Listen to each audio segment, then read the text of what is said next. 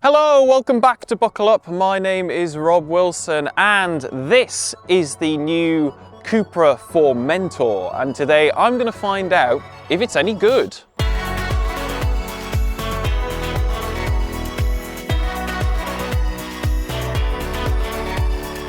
But before we drive it, let's have a look at the front, where we can see this has been facelifted. We've got the new bronze Cupra badge.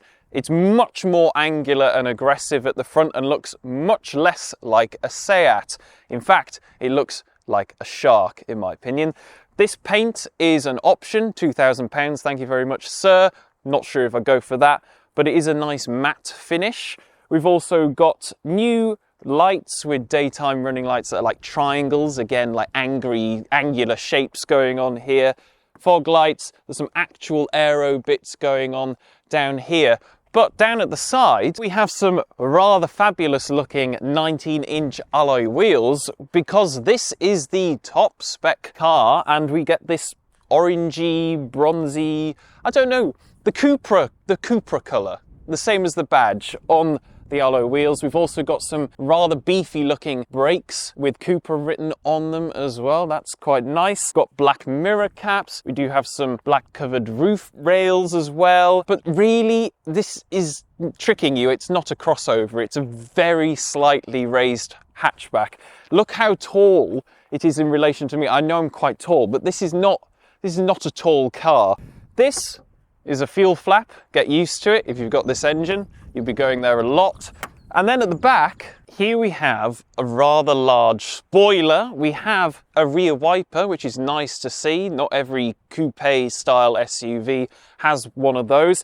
We've got a full width rear tail light, and the Cupra badge is incorporated into the center of it. It sort of looks like an insect in some amber from prehistoric times. But it's not, it's just the Cupra badge. Cupra script written out, VZ, to denote this is a powerful one. And we've got a massive sort of diffusory thing here going on with quad exhausts in it, because this has a very cool engine. I'll open up the electronic boot, and in here it starts to get a little bit complicated. This version, which is all-wheel drive, has 420 litres of boot space. But you can get front-wheel drive versions with lesser engines and they have 450 litres of boot space. Or you can get an engine that is not as powerful as this one, but more powerful than the other front-wheel drive one, because it's plug-in hybrid. But then because it's plug-in hybrid, it's got batteries, and that means it's 345 litres of boot space, which is really terrible, to be honest. There are some practical features in here to redeem it though. We've got some hooks around the place, tie down points. You have 60/40 split folding rear seats. You've also got through loading here as well. If I fold all of those seats down, you've got around 1500 litres of space, again depending on which engine level spec you go for. And underneath the boot floor in this particular version is no space. But obviously on the smaller engines, that's where your additional space is coming from. This has got a subwoofer and tyre repair kit and all of that sort of stuff in it. But I'm going to go and try the back seats now, because I need to see if I fit. It is, after all, an family crossover. It's not really, it's a hatchback. Okay then, so here in the back, and let's start off with talking about the space that I have on offer here. So, for reference, I am 6'2" or 188 centimeters tall, and this driver's seat in front of me is set up in my driving position. And as you can see, I have just about enough room for my legs to swing behind the seat in front, which is really good. And if I sit up straight, thanks to the cutout in the roofline, my head doesn't touch the roof either, which is really impressive. So if you want a spacious crossover, this is definitely up there with the best. finished. We've also got other practical features in the back here, like an armrest with a couple of cup holders in it. We've got through loading, which you can just lower there, so you can have two people in the outer seats and a longer item coming through the center of the car. In the center here, we do have a middle seat, but it is slightly raised and a bit harder than these outer seats. And there is quite a large hump in the floor as well, so it's not going to be the best for carrying three abreast back here. The outer seats themselves are pretty nice. They've got some interesting material choices on them. It's like leathery material on the outer bits, a bit of suede-y Alcantara stuff going on, but then the center portion themselves is cloth with like rubberized points on them. I don't know how to describe it, but basically it seems to be there to stop you sliding around too much in this high level sporty model, but we'll talk more about that later on. We've also got Isofix in here behind some zip covers, so that's nice and easy. You won't lose the clips on those, for example. We've got some decent sized door pockets, big enough for a bottle of water there. We've got some air vents here in the center with the ability to change the temperature. Back here, again, this is a high spec model, 2 USB charging points, but we don't have seat back pockets because, again, this is the top sporty model trim. These are carbon-y bucket seats, so there are no pockets here. Materials back here, it is quite hard plastics on the top of the door, but where you rest your arm, there is a nice soft padded bit of material, and generally the quality and materials feel quite nice throughout the rear of the cabin. But what I think I'll do now is I'll head up into those front seats and check out what's going on up there. So up here, the sportiness continues with these, as I mentioned, really quite extreme bucket seats. You may, if you are a little larger, find them quite narrow, especially for thigh support. But for me, these are really quite nice and comfortable and definitely give you the impression that this is quite a serious sporty crossover. We've also got on the steering wheel this carbon effect that is borrowed from the back of the seats as well. This nice sporty perforated leather steering wheel. And on the left side we find the cruise control functionality. You've got radar and self-centered steering as well. On this side I've got my buttons for controlling most of the digital cockpit functions, so I can change the view, the display. There's loads of different ones to choose from. I can have a map showing in there if I want to. I've also got a heated steering wheel button. We also have two other additional buttons sprouting out of the steering wheel. You have your start button on this side, and on the other side you have a button with the Cupra badge on it, and that is your shortcuts, your drive mode selector. I think they call it different things, but comfort, sport, race. There's even off-road and drift modes, but the drift mode is obviously only to be used on a track. Now that will obviously be familiar to anyone with a Golf R because it is basically the same systems as that car, and a lot of the underpinnings are directly from that car as well. But it's not all sportiness, so let's talk about some of the practical things. We've got a massive 13-inch screen here in the middle. This, again, familiar to anyone with a VAG group product. It's now been updated so that it works. The old system didn't, and there was a lot of feedback and complaints from owners about that. So we've got proper illuminated temperature controls along the bottom, a volume control as well. You do have to go into the screen for other functions, although now there is a permanent bar at the bottom, so you've got quick access to things like your heated seats. And if you do want to go into the climate menu, you do just have to press that button and change the fan speed in there. Although there is an auto button there, I find that it isn't necessarily the best at picking the blower speed. It always seems to just put it on maximum. Door bins are rather large. You can fit a big bottle of water in there. We've got cup holders here in the center as well, although the rearmost cup holder is not really usable while the armrest is down, so that's a bit annoying if you want your armrest to be lower. Under the armrest there is a central cubby with a 12-volt socket in there. It's a decent size, probably enough room for a box of tissues or something something like that. We've got a proper full-size glove box as well, so loads of room in there. Controls below the screen, we've not got any physical buttons. As mentioned, it's all sort of buried within there, but you do have two USB sockets, you've got a wireless charger, and there's a bit of room either side for things like your sunglasses.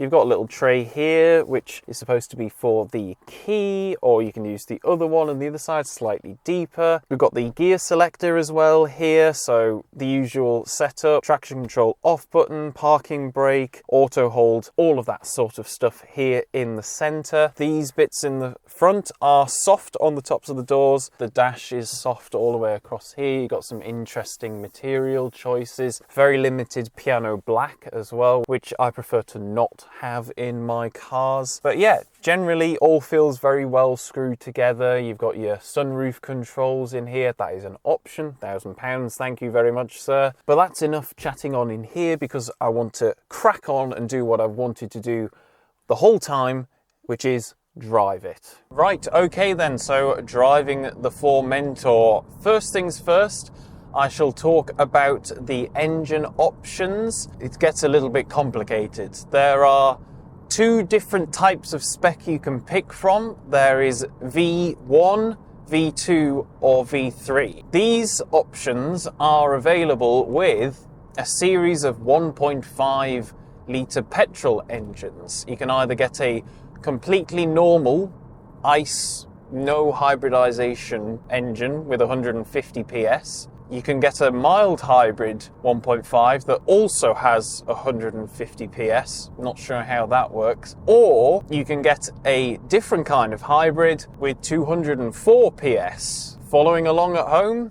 Or you can step up to the VZ models, which is what I have. Again, this is VZ1, VZ2, VZ3. Now with these ones, you can get either a 2 litre petrol engine, which is straight out of the Golf GTI, which is 265 PS. You can get a more powerful plug-in hybrid, which is 272 PS, or you can step up to the absolute top rung one, which is the one I'm in, with the Golf R engine and 333 PS. Right, that was complicated, wasn't it? So this one, along with the 333 PS, you have 420 Newton meters of torque. That means you can do 0 to 60 in 4.8 seconds, and you can go into a top speed of 155 miles an hour. It is rated at 30 to 32 miles to the gallon on the WLTP cycle. I can tell you that I have not been getting that during my week with this car. It's been more like, well, at the minute, 23. But I am a bit of an arse, so take from that what you will. Just want to quickly touch on the price as well, because you can get this from around £36,000 for the very basic car in the basic spec. This one is £57,000 as tested, but the paint is £2,000 and the roof, the pan roof, is £1,000, near enough. Now that we've talked about the elephant in the room, let's talk about how it drives, because this one especially, as you would imagine, is set up to be incredibly sporty, and Cupra is sort of the normal sporty flavour from within the VAG group cars. So I can obviously switch my drive modes, so I can go into sport, which I have done there, or if I click it again I can go into Cupra, and then it gets very racy indeed. I do have paddles on the back of the steering wheel as well, and yes, it buggers off down the road, and it does lots of pops and bangs and DSG farts, as you would expect from a VW group car. And the gearbox is a DSG, so as you would expect, it is lightning quick when you pull the paddle, and incredibly smooth as well. In terms of driving feel, it does have some good weight behind the steering, although there isn't that much in the way of feedback because it is still an electric system. But you've got the all-wheel drive security, so it is incredibly planted. It doesn't really ever feel like it's going to come unstuck when you're driving on a road. I'm sure if you're on a track and you had a bit more space for if things go wrong, you could really test that, but it has been unflappable during my time with it, and I have taken it on some of the most grueling roads in North Yorkshire this week, and it was completely unfazed. One thing I will mention is I don't think that it is as well damped as the Golf R that it is based upon. The front end feels a little bit springy and bouncy when you're going over some more challenging bumps and undulations in the road, but for a crossover, it is very slightly raised. It is pretty exceptional, really. Can't really complain. If you're looking for a family crossover that is actually fun, then I can't really recommend you getting anything else over this. I think this fits the bill for most families. If you're a bit of a badge snob, I think the Cupra badge is a little bit more up the rung now. It's just got that little extra bit of kudos over, say, Seat or Skoda, and I think it is more premium than things like you can get from Stellantis. I'm talking Peugeots and Vauxhalls, for example. And the Korean car makers, although they have obviously massively improved, don't make anything in this space. Would I take it over a T Roc R? Yes, I probably would, because I think that this looks sharper and more aggressive, and I just seem to get on with it better than I have the T Roc R. Not that there's anything really wrong with the T Roc R. I think it's just down to personal choice at the end of the day, and this fits the bill for me rather nicely. So, with that in mind, let me go back and we'll do a proper conclusion. Okay then, so that is the Formentor tested. What am I thinking? Well, I think that if you want an sporty crossover, this is the one you should go for, because I think it looks the best. Obviously, I'm a bit of a VAG group fan anyway. I like the AAA engine, I like how it drives, I like the interior now that it's been fixed and actually works, but it doesn't compromise on practicality either. So it's that nice balance of what hot hatches used to fill, because there aren't really many of them left now. These are more what people go for. In terms of cost, don't necessarily think you need to go for the VZ3 spec. As I said, this is a £57,000 car as spec'd, which is quite a lot of money. Maybe look at the lower trims if you don't want to spend that amount, because you can still get the lower down VZ trims with this engine. And this engine is the reason I would buy the car. I'm less interested in £2,000 paint options, for example. So it's up to you in terms of your personal taste and how deep your pockets are. But thank you very much for watching. If you've enjoyed the video, make sure to give it a like. Comment down below, let me know your thoughts on the Formentor, but most importantly, please do subscribe to the Buckle Up YouTube channel and ding the notification bell so you never miss one of our uploads. If you want to support what we do, we have links down in the description to our social media pages. Go follow us there. You can become a channel member, or you can cop yourself some merch. So have a look at all of those things, and I will see you next time. Bye!